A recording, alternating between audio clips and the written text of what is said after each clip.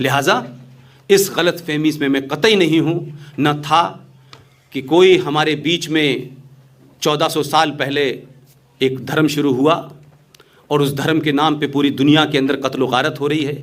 लोग किताब का हवाला दे करके, आप कुरान शरीफ का हवाला दे करके, आयतों और सूरों का हवाला दे करके कत्ल करते हैं। लेकिन मैंने नहीं देखा इस हिंदुस्तान में, हिंदुस्तान से 150 बड़े मौलवी चले जाएं कि हम जाएंगे ISI से बात करेंगे, हम जाएंगे लश्कर तैयबा से बात करेंगे और पूछेंगे कि कुरान शरीफ में कहाँ क्या लिखा है। नहीं करते, चादर से मुंह ढक करके कहते हैं हमने कंडेम कर दिया, ये गलत काम कर रहे हैं, ये झूठ है, ये मक्कारी है। 30 आयतों में 34 बार जिहाद का जिक्र आया है। और ये जिहाद क्या है? ये 2 किस्म का जिहाद है कुरान मजीद में, जिहाद अकबर और जिहाद अशरफ। यानी अशरफ छोटा जिहाद, जिहाद अकबर बड़ा जिहाद। पूछे भाई, ये पुष्पिंद कुमार का कोई लिखा हुआ कुरान शरीफ नहीं है जहां से बता रहा हूं, लेकिन क्या होगा कि जैसे ही आप सवाल पूछेंगे तो वो कुरान उठा के लाएंगे मक्का का कि देखिए उसमें तो ये नहीं लिखा। ये नहीं कहेंगे कि ये दूसरा कुरान मानते हैं, एक ही किताब है, लेकिन उस एक ही किताब के 6 अलग अलग जगह, एक पेरिस में है, कोई जर्मन में है, अलग अलग हैं, उसके अलग अलग एक दूसरे विरोधाभासी हैं, वो कोई एक नहीं है। लेकिन उसके बावजूद भी 2 कुरान मेन है कि एक तो मोहम्मद साहब मक्का में जब पैदा हुए वहां, और एक मदीने का कुरान।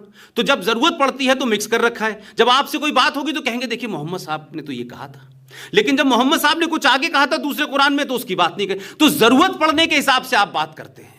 इसीलिए मैं बार बार कहता हूं कि Islam is not a religion, it's not a religion, it's a political ideology to capture power, nothing more than that. इस गलतफहमी से बाहर निकल जाइए। आप कुरान को पढ़िए, समझने की कोशिश कीजिए। आप बहुत घनघोर संकट से घिर चुके हैं, आपको अपना अंदाजा नहीं है।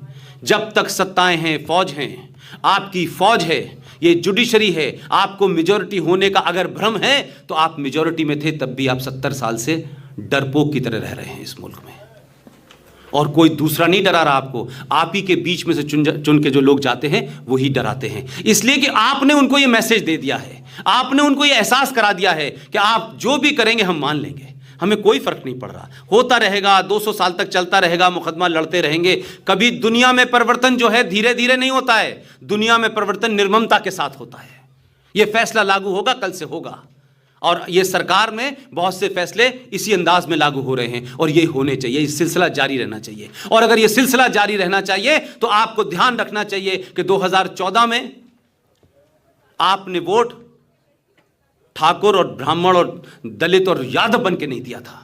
आपने इस देश की मॉडर्न सत्ता को यह बताया कि इस देश में पिछले 70 साल से जितने भी चुनाव हुए, अल्पसंख्यक, किसी का कॉम्बिनेशन है माई, किसी का कॉम्बिनेशन है अजगर, ये सबने अपने अपने कॉम्बिनेशन बना रखे हैं, लेकिन हर कॉम्बिनेशन में एक एम कॉमन है, सब में एक एम कॉमन है। आपने 2014 में कहा कि अब कॉमन सिर्फ एच रहेगा, इसलिए आपने सत्ता पे उन लोगों को बिठाया, और लोगों को पता चला कि अगर 1% लोग भी मुत्तहिद हो जाएं, यूनाइट हो जाएं, और ये तय कर लें कि सत्ता पे हमारी सोच के लोग बैठेंगे, तो फिर आपको कोई नहीं रोक सकता। अगली भी आपकी होगी और अगले 1000 साल तक भी आपकी होगी। लिहाजा कश्मीर में आर्टिकल 35A बकौल RSN सिंह साहब के, कश्मीर भारत का सर है, माथा है, और अगर माथे में या सर में कैंसर हो गया तो पूरा शरीर आपका समाप्त हो जाएगा। और ये कैंसर बहुत तेजी से आगे बढ़ रहा है, और जिस तरीके से इस देश में राष्ट्रवादी शक्तियां, वो राष्ट्रवाद अलग अलग तरीके से हो सकता है, राष्ट्रवाद को किसी कोडिफाई करके नहीं हो सकता है। राष्ट्रवाद, आप भी राष्ट्रवादी हैं, मैं भी राष्ट्रवादी हूं, बहुत सारे और भी राष्ट्रवादी होंगे, लेकिन एक लाइन ये तय हो जाए इस देश के अंदर कि लोग सत्ताओं का विरोध करें, इश्यूज का विरोध करें, इस देश में किसी पॉलिसी का विरोध करें, लेकिन सत्ताओं का विरोध करते करते इस देश का जो विरोध करेगा वही गद्दार है। ये आपकी खामोशी नहीं, ये आपकी 4 साल 5 साल की मेहनत है कि अब से 1 महीने पहले मैंने इसी किस्म की स्पीच JNU में दी, और वहाँ वीर सावरकर की मूर्ति के अनावरण के लिए वहाँ के वाइस चांसलर ने कहा कि हम उस मूर्ति को लगाएंगे, और हमने पहला नाटक वीर सावरकर का जेएनयू में किया। साइलेंट चुप्पी थी क्योंकि पूरी ताकत से हम गए थे। और आज आपकी यूनिवर्सिटी के अंदर इस किस्म के सेमिनार होना जो है, ये इस बात को दर्शाता है कि सत्ताएं अपनी जगह हैं, समाज का मिजाज बदल रहा है। मेरी सिर्फ इतनी कोशिश है, अपना मिजाज बदलिए, ये देश बदल जाएगा। लिहाजा जम्मू कश्मीर में क्या हो रहा है उसको नजरअंदाज मत करिए, एक मॉडल के रूप में लीजिए। जो गंगा जमुना तहजीब की बात करते हैं उनसे कहिए कि तुमने जम्मू कश्मीर में कौन सी गंगा जमुना तहजीब की बात की है? तुमने एलानिया 1998 के अंदर एक कानून बना इस देश के अंदर, उसका नाम था मिसयूज ऑफ रिलीजियस प्लेसेस।